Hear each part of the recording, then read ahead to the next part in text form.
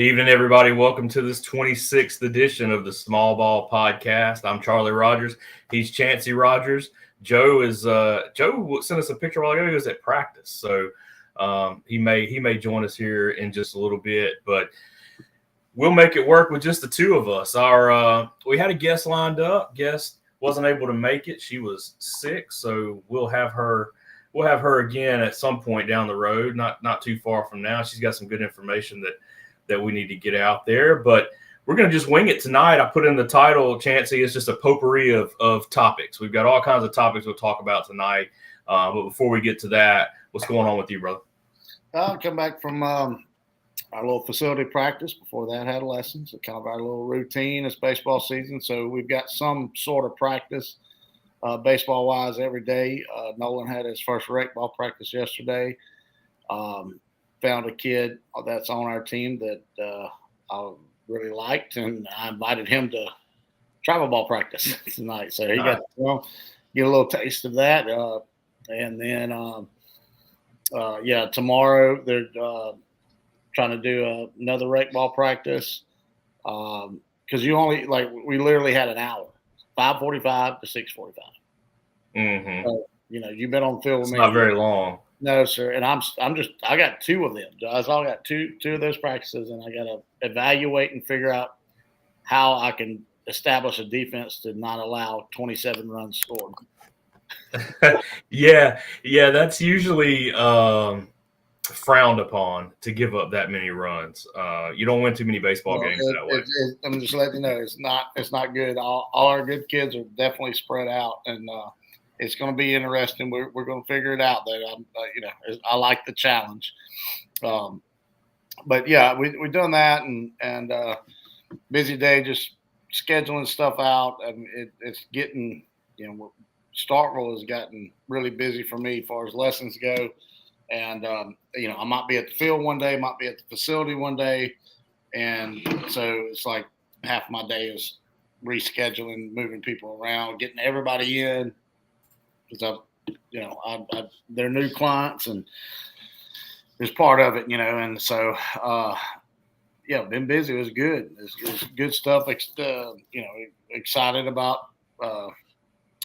baseball here in Southern Miss, and keeping up with the college stuff, and a lot of people were negative on Mississippi State the last couple of weeks, but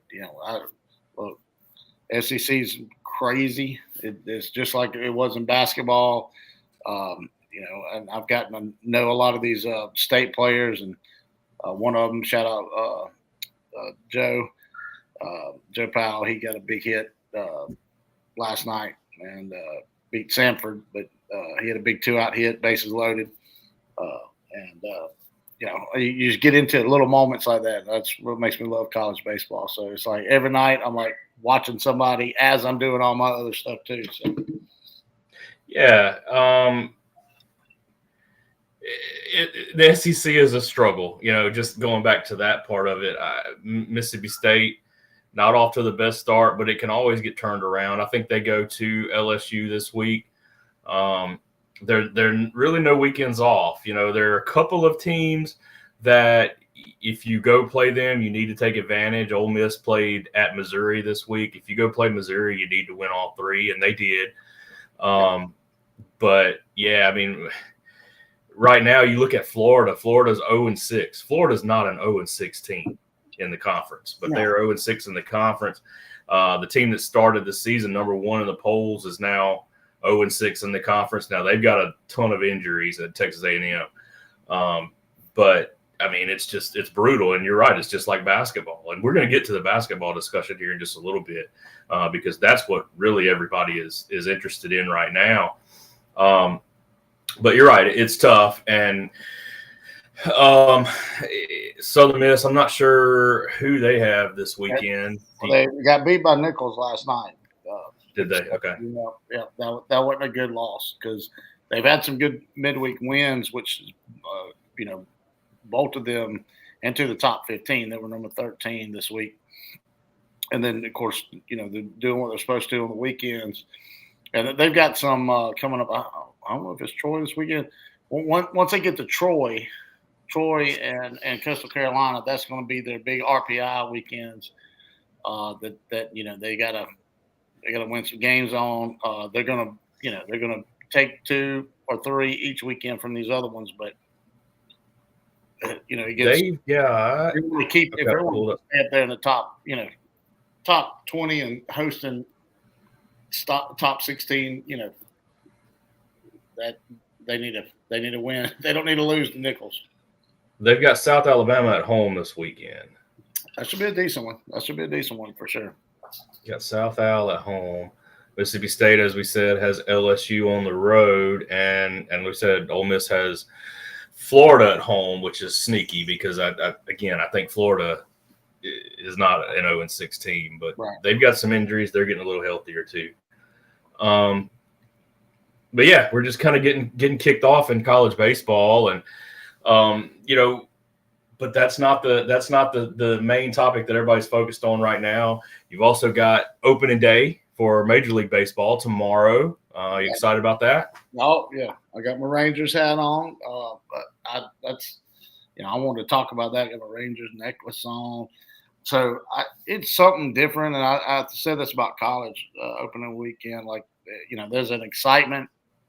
There's not many Rangers fans, but like I've truly been a fan a long time, and we won it a couple years ago, but every year now it's like as I'm getting older, I just appreciate it more. Like I appreciate the opening day, the months of spring training they just put in, and now I almost feel like the players are excited, like they're prepared. Like spring training doesn't compare to when it starts happening. It's the real deal. Mm-hmm.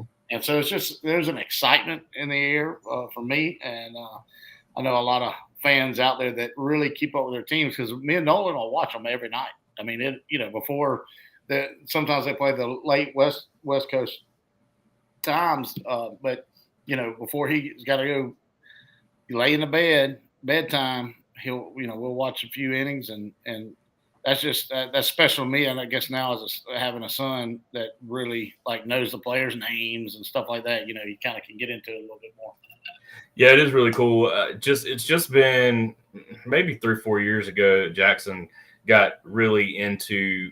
He always liked to watch baseball highlights and things like that, but got really into following the Reds. Yeah. And so now, I mean, when the season rolls around, we sign up for MLB TV, and he'll sit there even without me. If I'm at work and they play, in the afternoon or something, he'll sit there and watch those games by himself.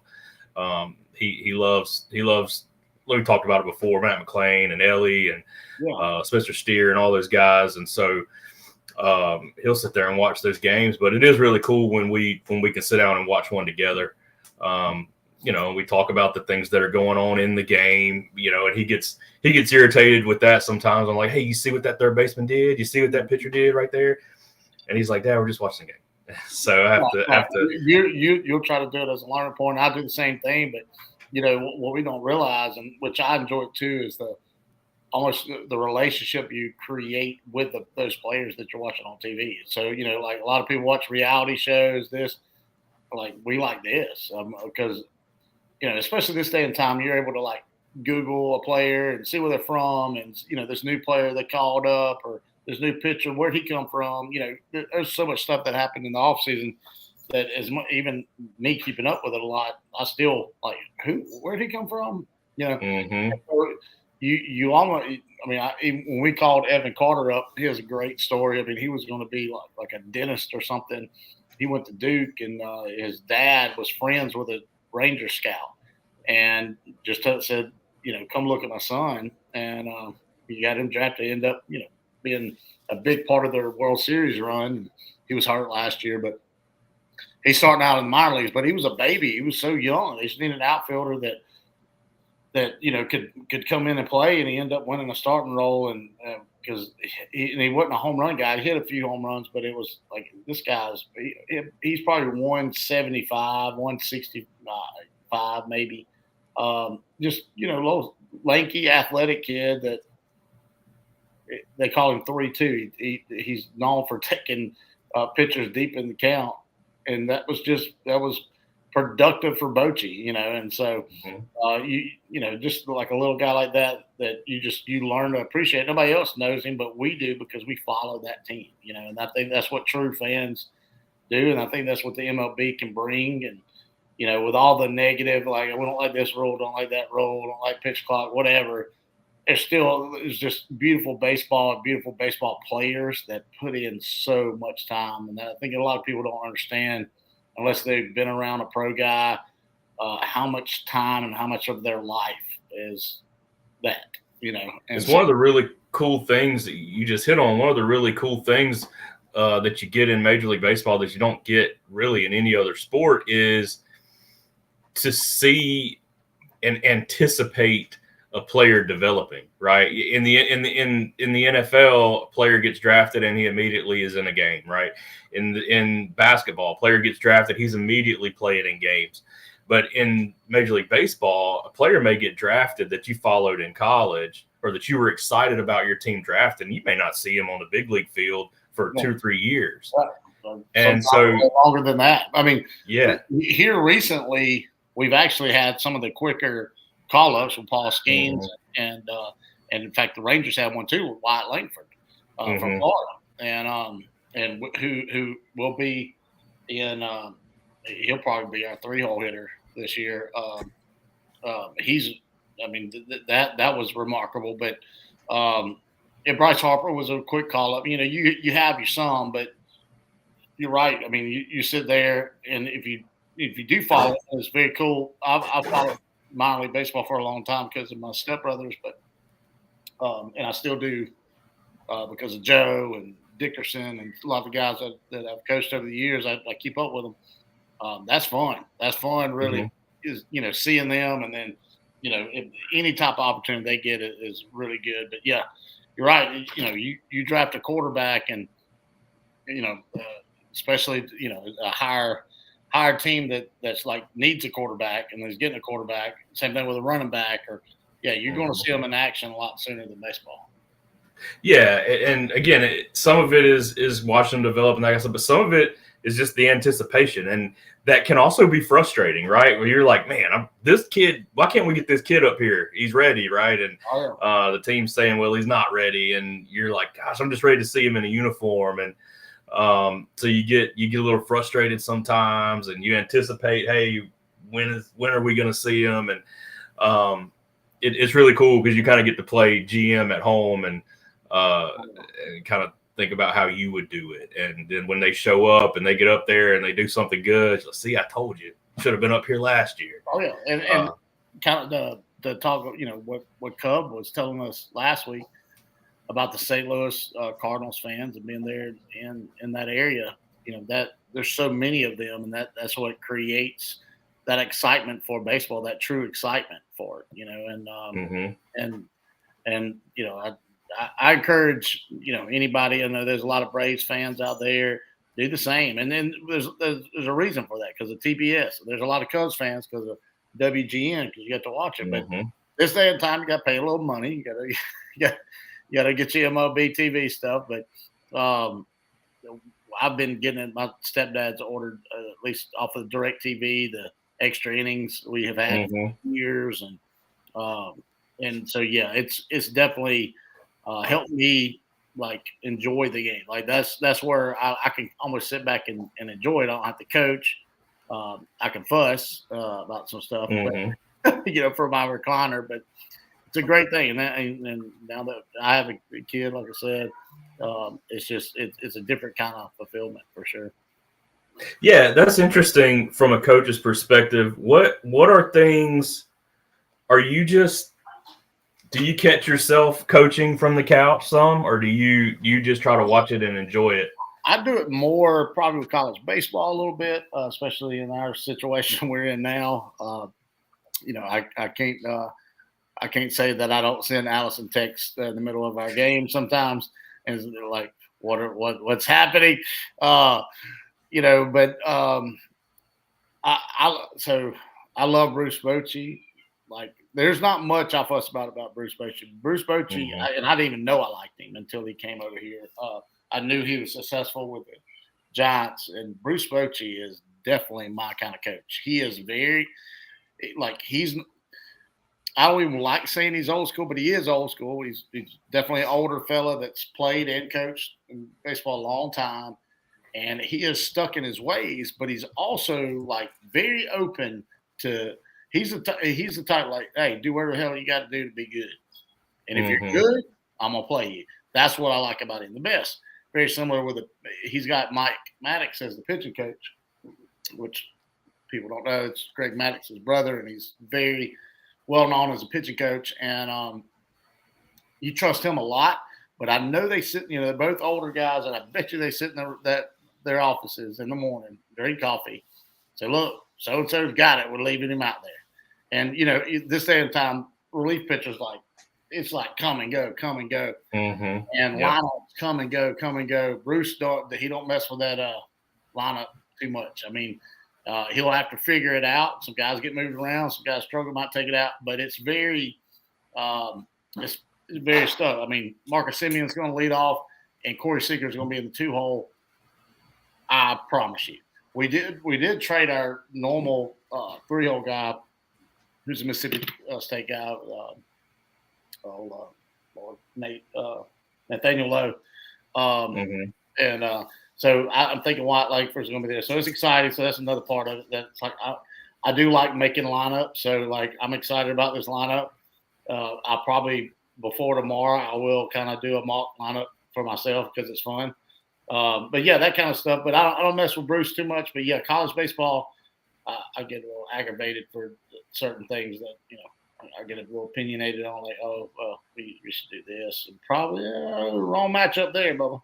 There's a reason. There's a reason there are coaches that are coaching in the big leagues, and there are coaches that are coaching in college. Yeah. Right? I mean, there are probably a few that could do both, but those guys I used the example the other day, and how like the higher level you go up, the more like calm and intellectual coaches are as you go up in level, and because start out at 7U. Go watch a 7U game, okay? Watch their coaches, and then go watch a big league game, and then see all the in between.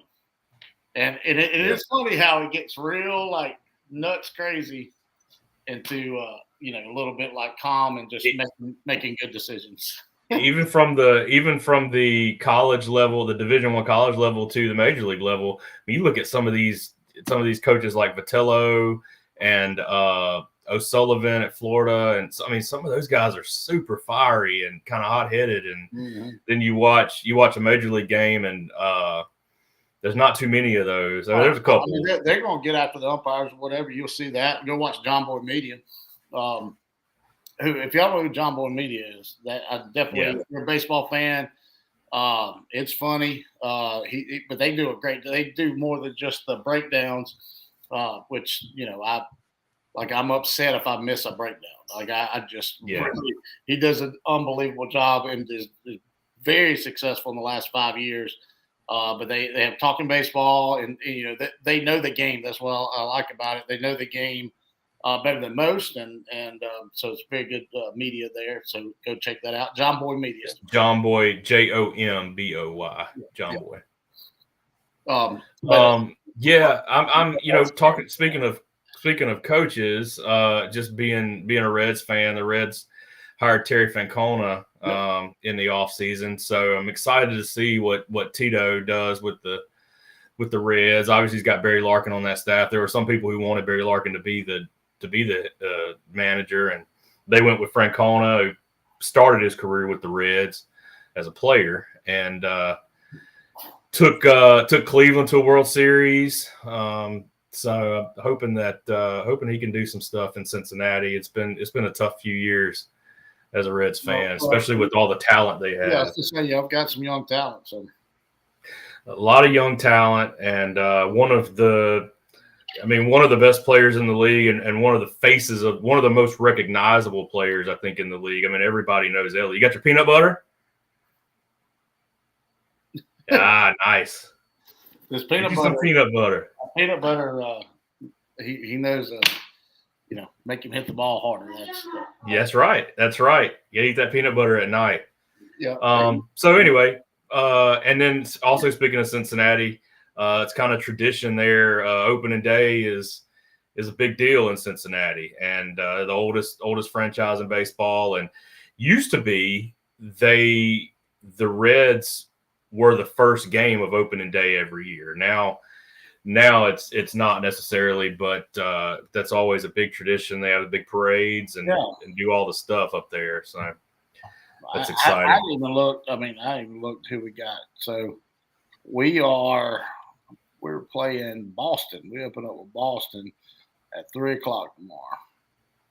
I'll be at school. Baldy's got the bump opening day. So it'd be good. Little, not a normal opponent. You get orange juice and peanut butter. Mm-hmm. What? So you're just eating the peanut butter, Nolan, or are you putting it on a sandwich, or what? What are you doing with it? Show them what you're eating it with. My baby spoon. But that's all he's got. So I like it. You hear what we're talking about? Opening day. Opening day, yeah. Well, he said he'll be at school. You said they play at 3. He said he'll be at school up around 3. So he'll. I promise you, it'll be on. He's been mad because I'll turn a spring game on, and he's like, "Is this a real game?" And I'm like, "Well, it's a spring game." And he'll like, "So it don't mean anything?" Said, no, they don't really. It's like, yeah, that Jackson does that too, right? He gets frustrated when they don't win the spring games, and I'm like, look, they may have a pitcher out there that's only working on his changeup today. Like you know, it's all kind of. Well, I try to explain to him like it's just like you having to go to practice. Like that, it's their practice. That's how they have to practice. So, but you excited about the Rangers? Yeah, they're gonna win. They're gonna win. Who are you excited about? What do you mean? Like player? You got a player or what, anybody? Garcia, they had a home run. He did. Garcia worked on his swing this offseason to get shorter to the ball, so maybe less strikeouts we'll see out of him. So he loves Adolis Garcia a lot. I wish he'd like Corey Seager a lot. Corey Seager is like he. You want your kid to like somebody that he is so like business. I am a baseball player. That's what I do. Mm-hmm. Speaking of pro baseball players, I saw today that Joe Gray got him some bats, some Rawlings bats for his season, his upcoming season. Yeah, so we worked out some stuff with Rawlings and with my rep and got him a few bats to try out. There's pro guys that use them. In fact, I sent him a list, but the higher end Rawlings are kind of expensive. One reason they don't use them, and the reason, a lot of them coming up in minor league, you'd have these different companies, and they go through so many of them, and so of course they want a good bat, but they're the bats I got, Joe, are very high end, and it's a pro preferred, and I've never even seen them, so I kind of was interested in it. So trying to work out a deal for sure with Joe, and now that he's kind of a free agent, and so we got him in, and I was there Monday, and I threw to him, and he loved them. So I sent a picture to our rep, and I talked to our rep about joining us too on the podcast and kind of helping us understand how everything on Rawlings and Easton works. I think that'd be a great podcast. That'd be awesome. And so, but yeah, Joe loved them, 2 different kind. Got one that's like a teal green. I'm doing a podcast, obviously. So he loved it, and 2 different kind of feels too. We kind of tested them the other night, so that was very fun, and I'm sure that's what he's doing right now. He sent us a picture. He's hitting somewhere. So Hunter Harrington says that Henry says hey. I just saw Henry. He was at practice, and he got him a new bat. He got him a hype fire that he was swinging. Can't go wrong with the hype fire. don't know. We just, all of them get a little strong enough where it kind of makes a difference. So yeah, he hit him some shots. Somebody on our team has a blue one. Oh yeah, Nolan likes the blue one. That's the blue one. The blue one is cool. We have one of those on our team too. So yeah, the blue one's not bad. all right. Hunter, show Henry that Nolan's eating his peanut butter. So for him to swing that hot fire like he wants to, tell him to go eat some peanut butter before he goes to bed. Got to get his protein in before he goes to bed. Yep. Yeah, so, I was doing that even my senior year in high school. I would try to gain weight, and I would eat a couple peanut butter sandwiches at night. It didn't work. I didn't figure out gain weight until I got about 25. Yeah, I was trying to speed up time too, buddy. It was now it's my vice. It's like, oh, Allie, you didn't cook anything? Okay, I'll eat raviolis and peanut butter sandwiches. That's my weird thing.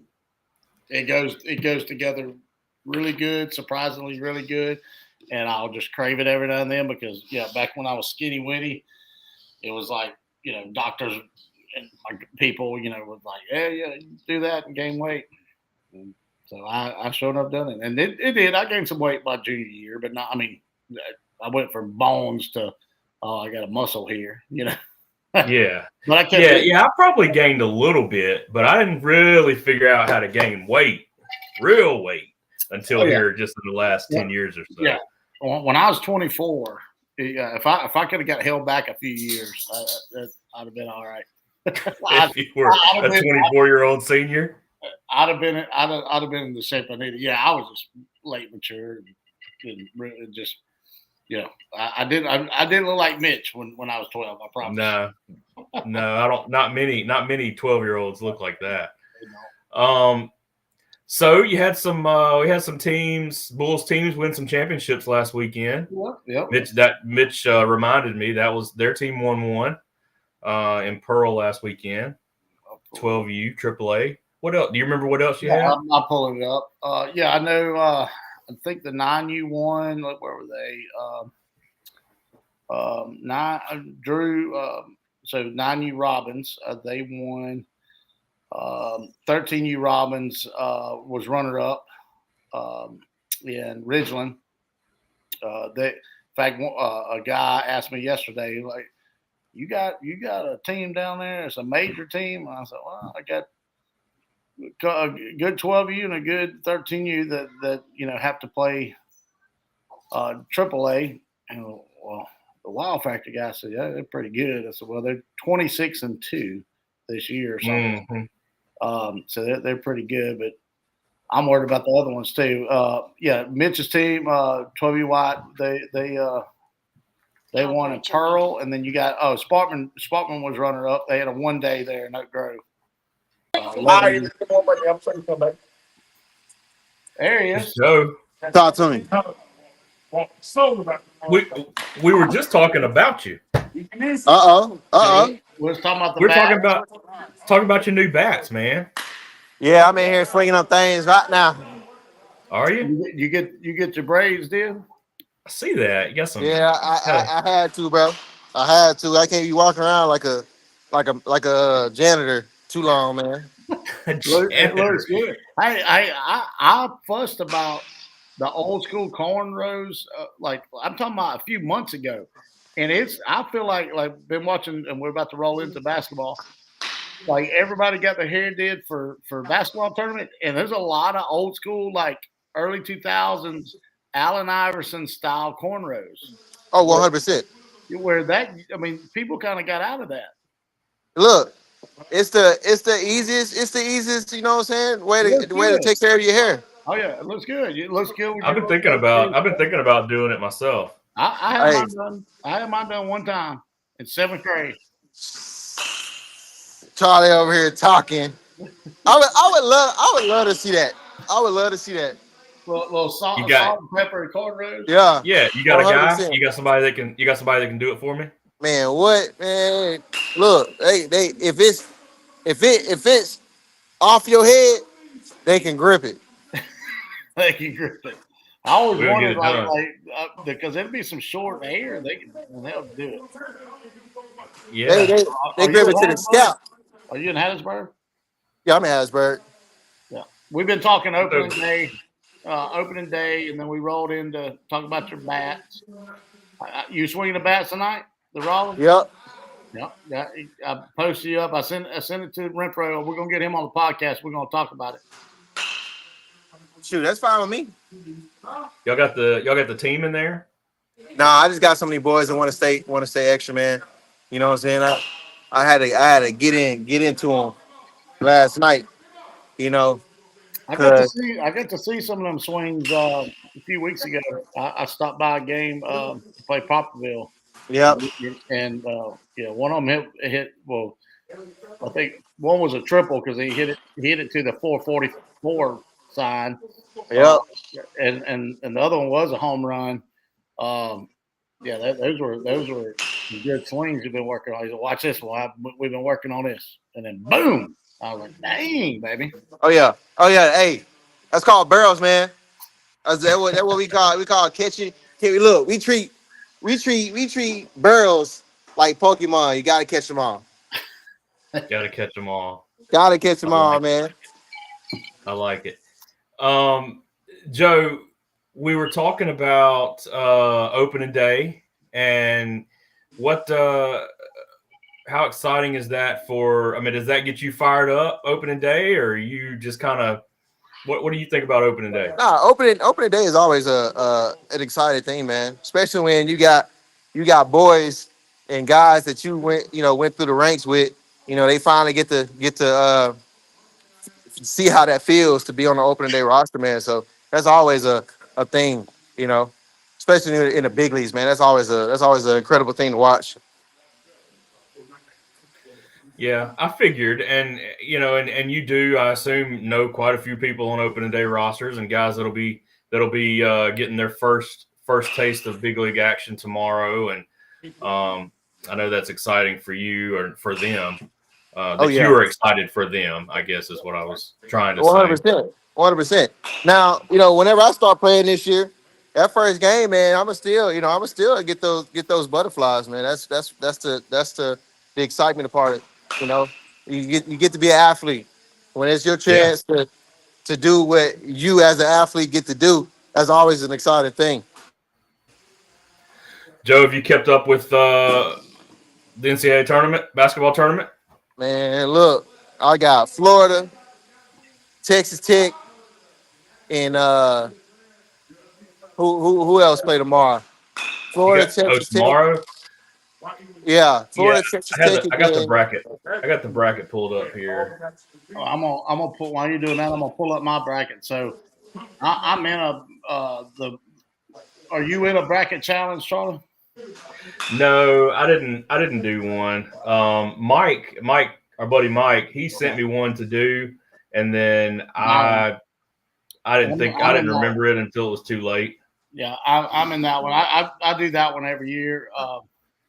I'm 16th in it right now on one of mine. Now I'm 60 or 66. And I've done three different brackets. Yeah, my Florida one is doing good. The one I picked Florida to win it. Yeah, I've got either Florida or Duke winning it. So tomorrow, Joe, you got Maryland, Florida, which Yep, Florida. I think Florida's going to win that one. You got I- Alabama, BYU. That may be the best game of the oh, four. okay. Yeah, so that was the other game.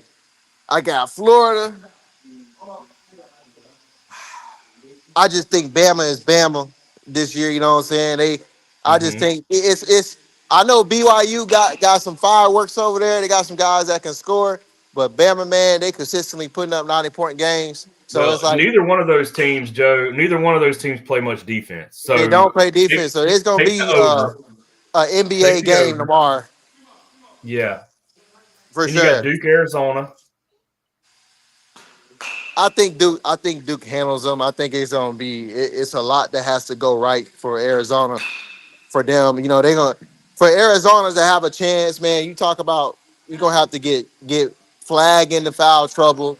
You're gonna have to get, at least one other guy in the foul trouble, try to keep him off the court as much as possible, and then one of your guys gonna have to have a career night, you know, just to even be within 10 points, man. Just Duke don't do a lot of things wrong, man. They almost don't do nothing wrong.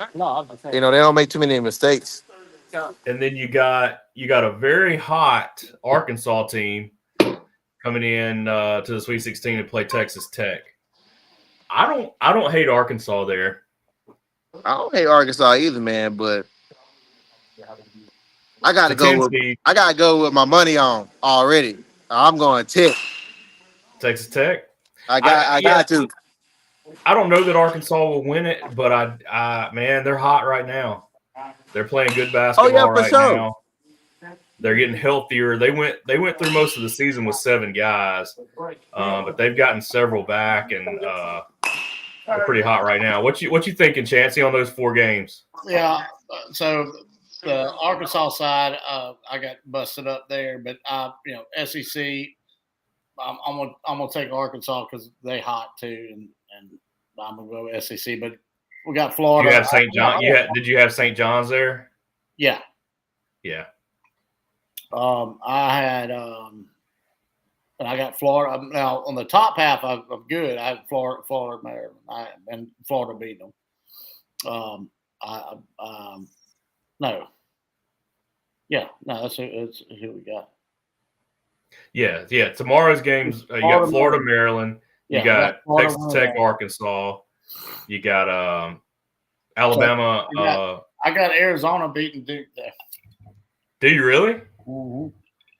It's possible. Yeah, I think Joe just laid out the blueprint for it. I mean, if it happens, you gotta somehow get Flag on the bench, right? You got to get him in early foul trouble or something. You got to get him out of the game. Yeah. I got Alabama rolling. I mean, my Final Four was Auburn, Florida, Alabama, and Kentucky. Yeah. Well, you still got a shot at all of those. Mm-hmm. Yeah, I don't know that I don't know about Arizona beating Duke. I think Alabama, the BYU Alabama game to me is probably the best game. Neither one of them play defense, but they both score a lot of points. I would take the over for sure. But if it's a game like that, give me the SEC team this year. I would take Bama over BYU, I think, but it could go either way. And then Friday's games. Yeah, Houston, Purdue. I think Houston blows out Purdue. I don't think Purdue can hang with Houston. What you think, Joe? I think he's got us muted. Nah, I don't have Purdue hanging with them, man. It's been a lot of opportunities for Purdue to prove to me through this year, watching them that they're Purdue that was once, with Edie, but yeah, this year they showed me that Edie was the pinnacle of that group, that core group that they have. So I just think they don't have what it takes. Edie was pretty good. Edie was pretty good in his rookie season in the NBA too. Like he's a good player. So I just think that Houston has one of those defenses that it's kind of like Michigan State. Like you got to be able to survive like a suffocating defense all game. So you may get out hot, but like once you get to that first 10 minutes, man, in that first half, you gotta stay just as hot the second 10 minutes, the third 10 minutes, in the fourth. Like you can't take off because they stay consistently suffocating you the whole game. So I just don't know if Purdue can do that. Well, and Purdue's path to the Sweet 16 was pretty smooth. I mean, they played a 13 seed in High Point in the first game, and then they got fortunate that McNeese upset Clemson, so they ended up playing 12 seed McNeese State, which McNeese is good, and I think Will Wade is a fantastic coach, but they were a 12 seed. I mean, you got to play. You got to play a 13 seed and a 12 seed, and so now you get the 1 seed in Houston, and that's going to be a different game for them. Another game on Friday is Tennessee and Kentucky. the two SEC teams battling it out there. Yeah. I think I've got Kentucky in that one. I think it's going to be a good game. I think it'll be close, but I don't know that Tennessee can score with Kentucky. Tennessee plays good defense now, but Kentucky can score, and I don't know that Tennessee can score with them. Well, Kentucky's another team that got hot at the right time. Yep. You know what I mean? It is. Like Arkansas is playing like what we thought Arkansas could play like all year. You know, and they had a lot of opportunities where where you prove, okay, we're at the top of the SEC. And then, the whole year, they pretty much was that bottom SEC team. And Kentucky was in the middle, Okay. So it's like now all of a sudden you got teams that are playing like what we thought. And at the end of the day, just like we do, just like we know with baseball, it don't matter what happens early in the season, man. If you get hot at the right time, it is what it is. So Kentucky is definitely one of those teams right now, man, that dog, like you just don't want to. They're in that buzz off theory. Chancey, you got Kentucky getting through this round too, right? Yes, sir. I got Kentucky getting through. And of course, we talked Houston. I've got them winning on one bracket. I got Houston winning it, but It's possible. but that bracket's not doing so well. I got them beaten and having to face Kentucky in, I guess, Elite Eight. So another one that's going to be, I think, a lot closer than a lot of people expect. I don't know that you'll get an upset here, but I think it's going to be a lot closer than people expect is Michigan-Auburn. I think Michigan's going to give Auburn everything they can handle. Yeah, this time in March, I think anything can happen. And Auburn's good, bro. Lord have mercy. Auburn's really good. Auburn's good. They're not as good as I thought they were about halfway through the regular season, but they're good. And if you need a bucket, Janai Broome can go get you one. I can't stand him because he's kind of a punk, but man, he's a really good basketball player, and he'll go get you a bucket when y'all need it. And then the last one, the Rebels of Ole Miss taking on Michigan State. I think Ole Miss wins this game. Joe, Chancey, thoughts? I'm looking. Ole Miss versus who? Michigan State. I don't know, man. Look, Chris Beard, Tom Izzo. I think it's going to be close now, but I think Ole Miss. I think it's a coin flip. I don't know, man. Look, like I said, bro, you got some teams that definitely in that buzz off theory right now. They're in that mode, and I get it. I understand 100%. But at the same time, man, this is one of those situations where you gotta look at it and say, all right, are we done with the tomfoolery? Is the magic finally over? You give me, because them boys, Ole Miss, man, them boys is some hit or miss. Straight up. Yeah, that's not the bracket I've done well, and I've got it all the way up to here. But I got them beating them. Now look. That was my school. I wouldn't mind them. Them doing their job and making it, man. It's just being real. What's his name? Padula, whatever the case is. Medusa, how you want to say it, bruh. If he gonna shoot the lights out, he shoot the lights out. It may win, but he gonna have to shoot. I think he scored 49 points in the tournament so far. My point. He gonna have to shoot the lights out tomorrow. I think you will. I think now I didn't have Ole Miss beating Iowa State, and they ended up beating the dog crap out of them. Yep. So did dog walked them the whole game. They did, and they had a 25-point lead at one point. And Ole Miss playing their best basketball of the season right now, which is what you want to do. I think it'll be close. I think it'll be a good game. I got Ole Miss winning it.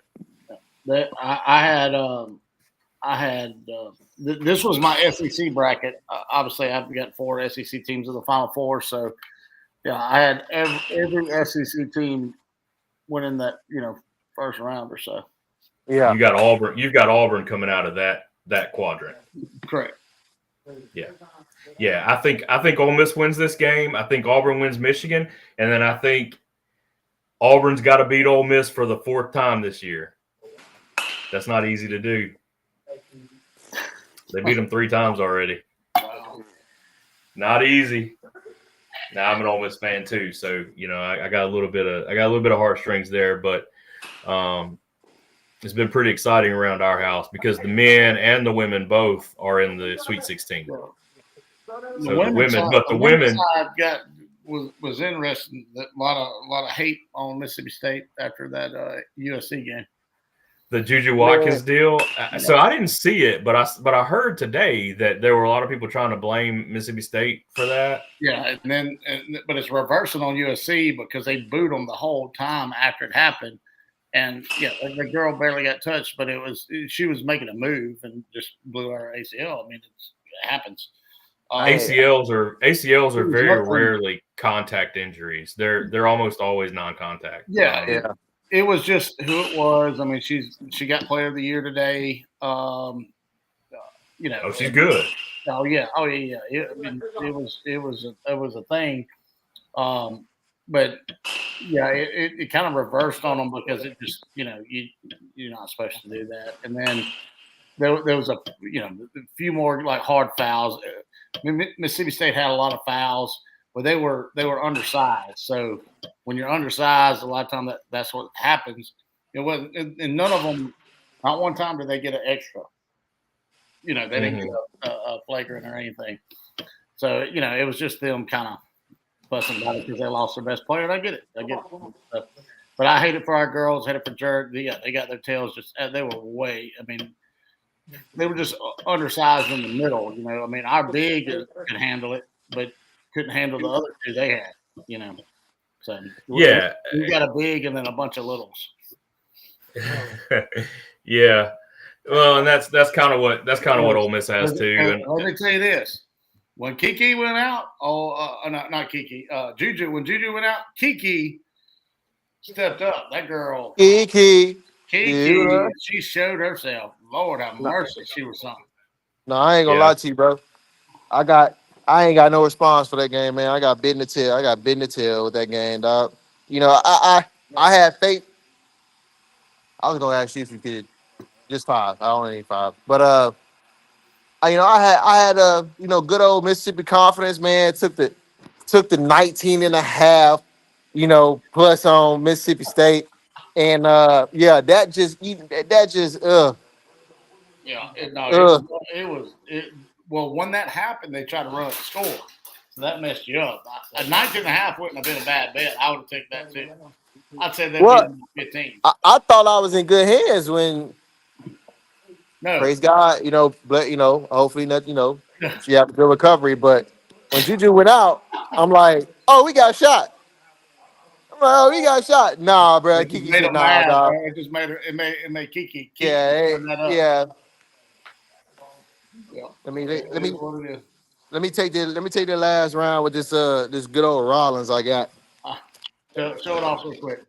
Yeah, set the camera up. Now, Joe, which one is that? We can hear you. Yeah, we can hear you. Yeah. Wrong way. Yeah. MM13 Maple Pro Preferred. Yep.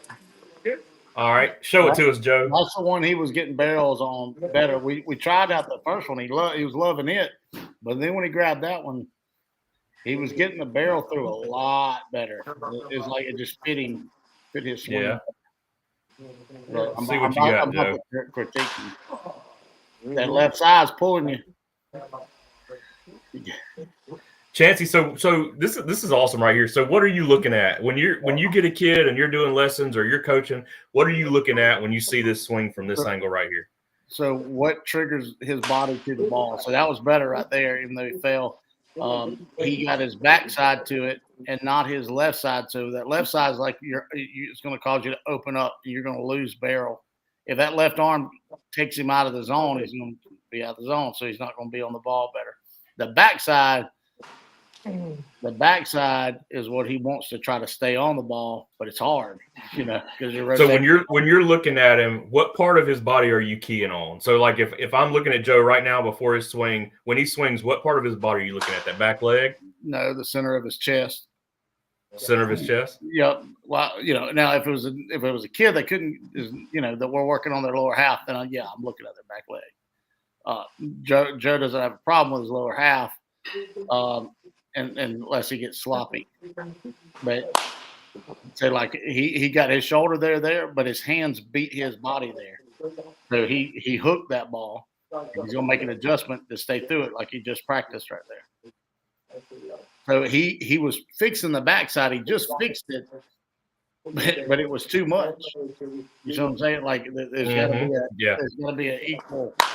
That one was swing. That was a swing. Are you okay with him falling across the plate like that? Yeah. Because he's just. I mean, if it was a kid, I would make him hold it. But no, he's feeling momentum, so he's fine. Mm-hmm. If you would slow him down to finish, then that's stuck. Now he pulled off on that one. He might have got a barrel, but he pulled off. And that's what happened. What causes trying to cheat your front side. So his left arm pulls him off. Sometimes like your hips can pull you off, or your land foot, or your head can pull you off. It's his lead arm. Is that trying to swing too hard? Is that what that? Or too early, trying to not get beat. I don't know if he's getting a BP right here or if he's getting a machine. Probably machine.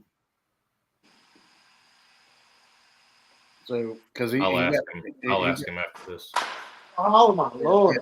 Yeah, and so Joe, are you hitting BP or are you hitting off a machine? Huh?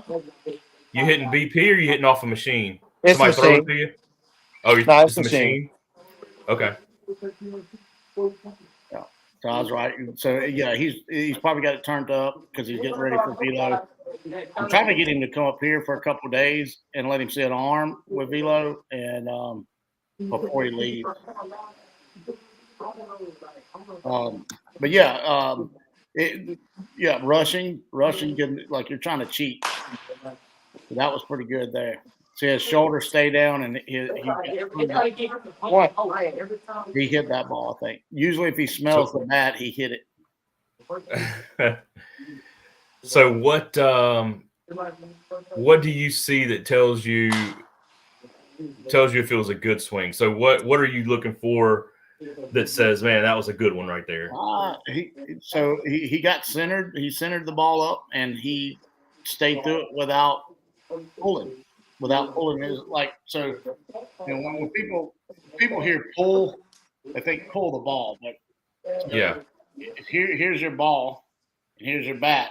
If that bat goes like that on the ball, you're not going to hit it very well. So if you're pulling that arm, you're going to have that spin action rather than that action, which is opposite on the camera. But you try to get backspin, but to get backspin, it's not how you make contact with the ball. It's more or less how you finish with the ball, because you got to think, if you slow it down, if your bat and ball are connected, if your bat's going one direction, it's going to affect which direction that ball comes off. But if you stay with it, you got a better chance of backspinning. What causes the really high pop up? Just kind of straight up. Does pulling off cause that? You could, but you could just flare at it and do it too. I mean, it's bat speed, and you miss the ball. Just miss the ball. You missed the ball, and and you did not get it. And yeah, the really high ones, like where they talk about big league pop up, it's just because their bat speed is so high. So you gotta just miles per hour hitting this ball, and of course the ball's coming in there pretty fast too. And the ball just reacts not on a terrible contact, and that's just how it reacts. Charles be getting you the breakdown. Yeah, man. We just broke your whole swing down. Yeah, oh yeah. Yeah, Joe, how do you feel? How do you feel like that went? Say it again. How do you feel like that went? So as probably Chauncey probably said it, what I'm finna say is exactly what I've already said. Or what I'm finna say is that, for me, I'm a big lower body guy. When I'm going my best, my lower body has to stay activated throughout my whole swing. Like I can't ever come out of my legs, not one bit, from low to finish. So basically, my first few swings, sometimes I get just kind of primarily upper body, and I have to feel my back glute activate. Like it has to be burning. When I'm done hitting, my back my back glute has to be burning. That's what the case is. So those first few swings get it activated, and after that, I'm just worrying about trying to practice a mentality and a mindset of, okay, this is gonna be a fastball right down the middle.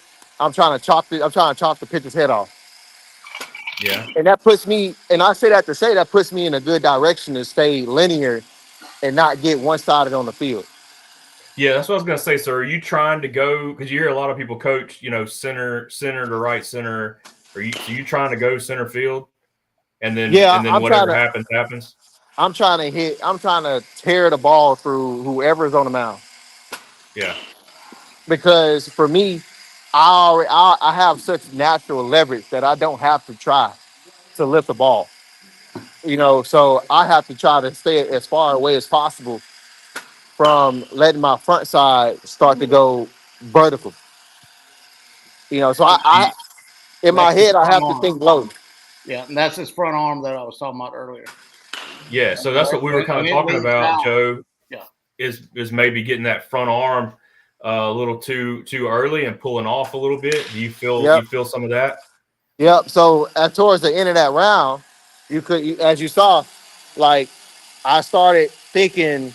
So it's like I'm thinking if this is my front shoulder, I'm trying to keep my eyes with the swing.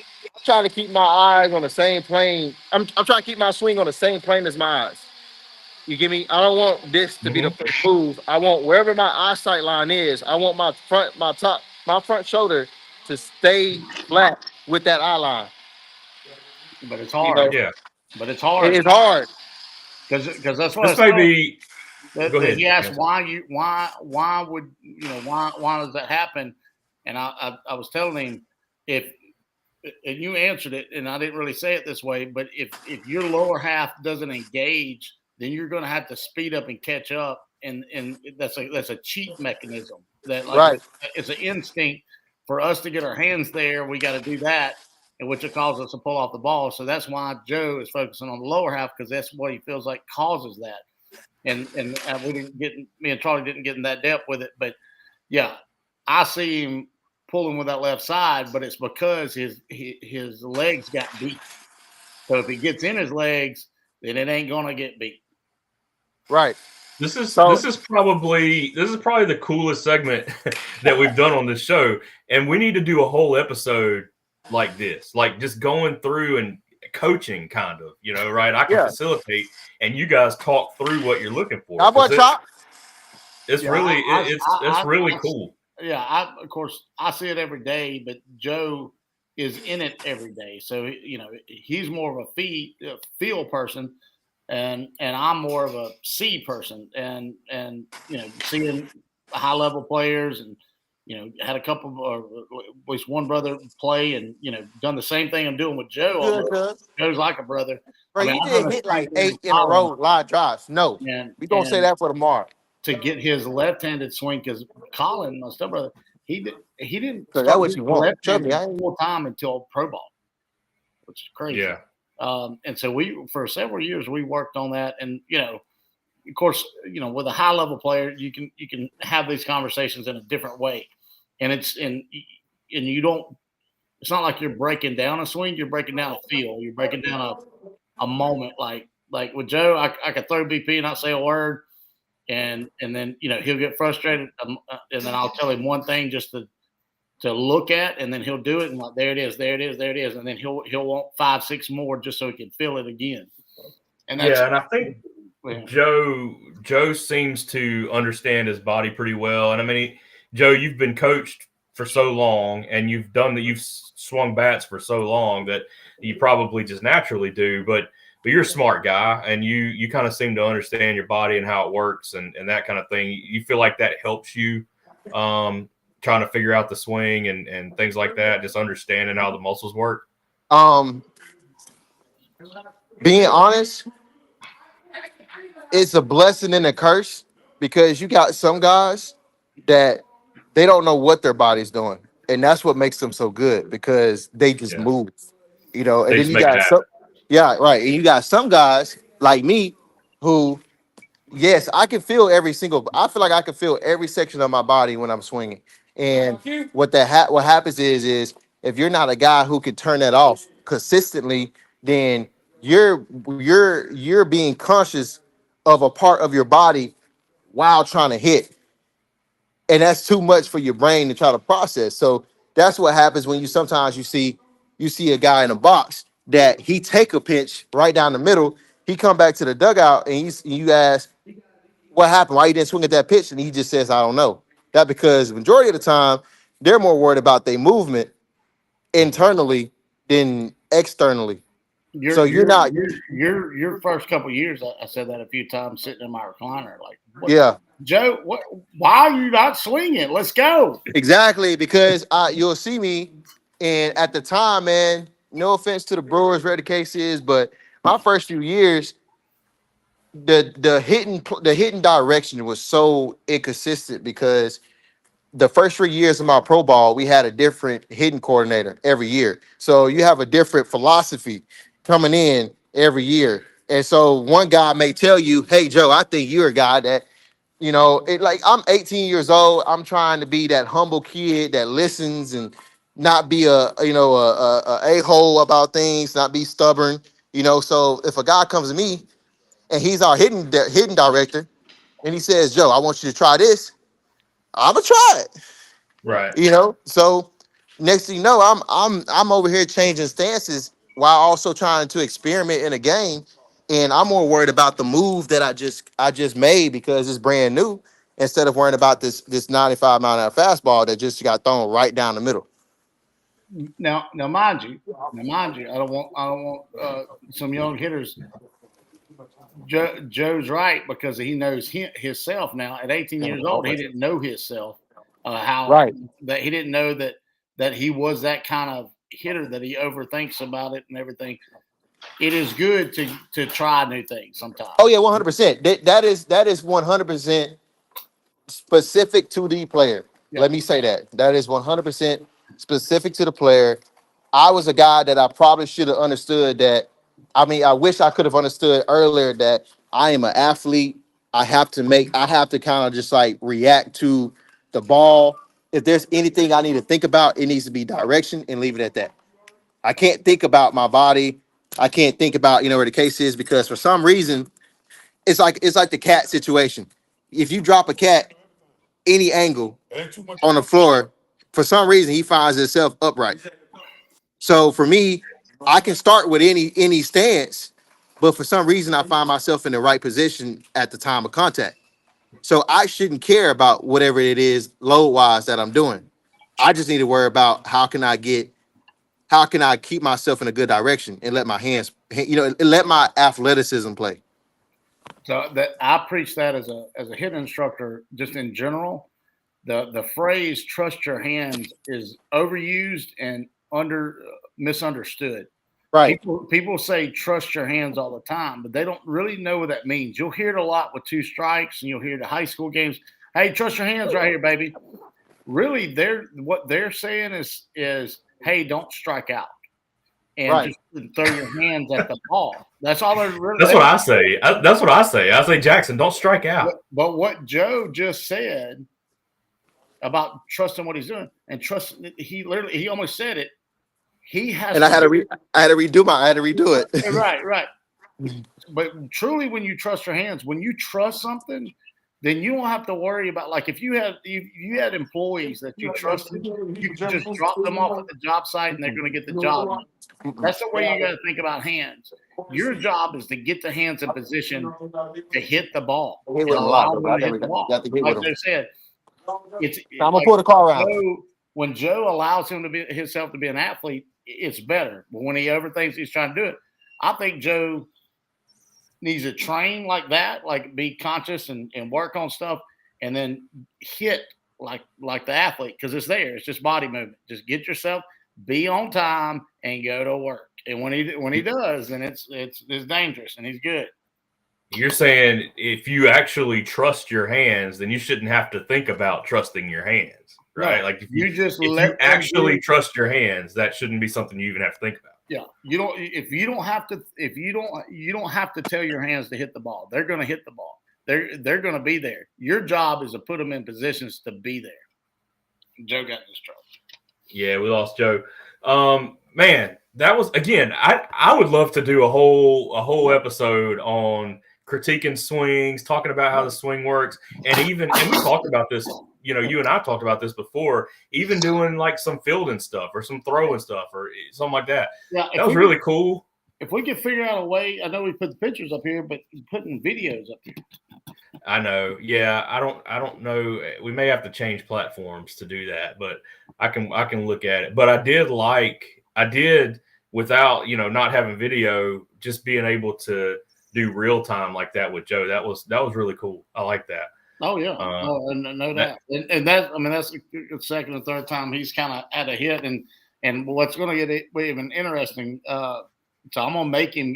He'll probably have Mondays off, and I'm gonna try. And he's gonna be tired and stuff, but I'm gonna keep trying to get him to come on at least every other week, and keep us updated. And I think it'll be cool for especially our younger audience to really see the life, the everyday life of a pro guy.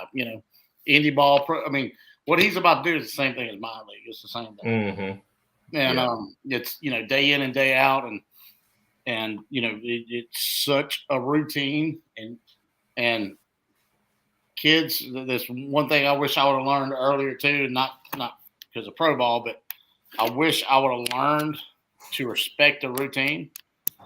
Because if you don't, I have trouble with routine. If you don't, baseball is very hard. If you don't have a routine, and so it's good to start one now. I think you probably heard me tell the guys last year about us going to work out, then going to hit at the facility, and kind of having a routine at that facility. Wasn't about last year. It's about when they get 15, 16, they're doing it on their own. I want them to have a routine when they go in that facility, or just like Joe. Joe's he's been doing this for weeks, and he's probably, rubbing off on those guys that are there. That's my routine. That's what I do. And so when you get in a daily routine, when you got games, you wake up, go get your breakfast, go do your stretching, do your mental, get ready for the game at 6:00 that night. You do that every day.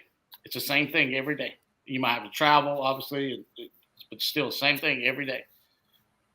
You got to get used to that, and you got to get used to not letting that routine. Oh man, I wish I could go fishing today. It's not. Mm-hmm. That can't even come in your mind. It can come in people's mind that has a normal job, but not right. If you expect to succeed, doing the hardest thing in sports and hitting a baseball or pitching, or whatever you are on a baseball field. So the younger you're able to do it, I think that's where your more successful guys get. And of course, talent plays with that, but your Bryce Harper's, your I'll use Wyatt Langford because he jumped up there early too. Your Holidays, both of these Holiday boys. All of them, everybody with the last name Holiday. I promise you, they learned that at 2. They learned how to get a routine at 2, and it's just, my little one, he's really good, but he struggles with it too because, we do a lot of stuff, but we have a routine, and he's 6, but he fights with us, but he appreciates it once we're there, once we do it, and it's just I definitely encourage that. Now don't, if they don't want to play baseball, don't make them play baseball. I'm not saying that, but if they want to play baseball, kind of help them learn to create a routine and to carry on. And I think it helps in other job fields too. Absolutely. All right, well, let's wrap this thing up, man. This has been a fun one. We kind of had to wing it. We went through several different topics, but we rolled through them pretty good, and it was fun. We had a good time. We're getting good at this. Yeah, man, we're learning. Hey, anything it's routine, right? Anything you do over and over again, practice, and you get better and better at it. This is exactly, and we sometimes we have to force ourselves to do it. And I kind of said that when we started it back. Like, look, it's hard, but I want to keep doing this. I mean, Joe Rogan done his for 5 years and didn't see anything out of it. I enjoy it, and we've had some really good. I want to be able to look back 5 years from now and be like, look, that was pretty good. It's fun, and I get people every week. I'm down here where a lot of the Bulls folks are and all that, but I get people every week that tell me, hey, listen to the podcast last night. They really like the one with Perry. They really like the one with Cub. And so they're like, man, that was really good. That was interesting. So, in fact, I had a couple people, different people tell me, I didn't even realize last week's show was 2 hours. When they were listening to it. That was a celebration show, so we could. Yeah. But that's our excuse. We try to keep it around an hour, a little over. Yeah, that was. But their point was that it went so smoothly that they didn't even realize they had been listening for 2 hours. Right. It was good. I knew that. I've been trying to get him on forever because all that was a 2-hour conversation. I could be on the phone with him and not know we talked for 2 hours all the time. And it's just, this is he is what Small Ball Podcast is about because he deals with everything we're talking about. From guys that's playing pro ball, college ball, and then of course coaching the youth team. So no, that was great. Been wanting that, and then we got some other good stuff. Perry was a one I definitely want to get on. Next week, hopefully, Miss Kayla Davenport from Sparks and Recs. We're going to talk rec ball and talk about the Parks and Recs itself with the staff and how it's set up here in Starkville that I'm really impressed with. And maybe Eric Arzoni, who is over the team sports, and we get him on and talk. So got that. I've talked to the Rawlings. I want to get Jason Townsend and Junior from Playing Against Sports on here. I think that would be a massive one. Too, because there's a lot of people who like those guys. Oh yeah, awesome guys, and man, what a big part of what we do on here. And then, like I said, David Renfro from Rawlings. I've talked with him today because we talked about Joe's bats and everything, and big part of our success as well, and some stuff like that, some different stuff, and we always can get our players on here, and talk baseball, but we're kind of learning what the audience likes too, and I think it's stuff that they haven't heard before, but they're familiar with, maybe something new, but familiar. So yeah, it's been rolling good, and I definitely appreciate you. I know it's not easy every week, but that's good. But creating a routine, creating a. Well, we had talked, you and I talked about this for a long time before we started it, but doing a podcast is something that I wanted to do for a long time. And when you said you wanted to too, that opportunity arose, and here we are. So here we are with a cup, and, right. and a sponsorship. Right. Look, I've got my assistant coach just went on Amazon and ordered lime green socks and belts. Nice for our rec team. So wait till you see the look. We might go live at the rec ball field one night with all the Small Ball Podcast. That's what I'm waiting on, man. I'm waiting to see these uniforms. Well, I mean, they're limited. It's only going to be one color, so it's just going to be right. It's that. It's going to be that. Yeah. And we'll probably go. He ordered the lime green, but I'm gonna make them go all black with just that. I'm gonna black them out because I think they'll get black hats, but. It'll be fun. Yeah, we might do that. Definitely gonna get some videos, and I'll post on the the Instagrams and Facebooks and stuff. So y'all be looking for that. Awesome. For Small Ball Podcast, we had Joe Gray. I'm Charlie Rogers. He's Chancey Rogers. And we appreciate all of you being here. And we will see you next week. See you. Good night.